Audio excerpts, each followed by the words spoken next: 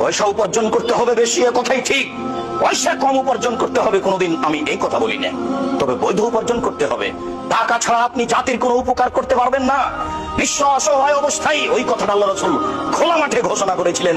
তিনি খোলা মাঠে বলেছিলেন 450 কিলোমিটার দূরে, 600 কিলোমিটার দূরে যেতে হবে। তাবুকের যুদ্ধে কে কি করতে পারে, কে দান করতে পারে।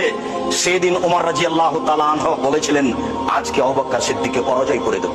এই কথা তিনি নিজে বলেছিলেন, আজ আমি দানে আবু বকর সিদ্দিককে পরাজয় করে দেব, আমার অর্থ সম্পদের অর্ধেক দান করব। ওমর, কি করতে চাও? ওমর বলছেন, আল্লাহর নবী, আমার অর্থ সম্পদের অর্ধেক দিয়ে দিলাম। বাড়ির জন্য কি রেখেছো? অর্ধেক রেখেছি। আবু বকর, এই কিন্তু আবু দাউদের সহিহ হাদিস। আবু বকর, তুমি কি করেছো? তখন আবু বকর সিদ্দিক রাদিয়াল্লাহু তাআলা বলছেন, আল্লাহর কসম, আল্লাহর নবী, আপনাকে আল্লাহকে বাড়িতে রেখে যা আছে সবই দিয়ে দিলাম। 10 টাকাও হবে না, ভ্যান ভাড়াও হবে না। কিন্তু তিনি যা বলেছেন, কিয়ামত পর্যন্ত তার কথাকে ডিঙ্গিয়ে কেউ যেতে পারবে না। তখন ওমর বললেন, আর যখন পরাজয় হয়ে গেলাম, জীবনে কোনোদিন আবু বকর সিদ্দিককে দান করে আর পরাজয় করতে পারবো না।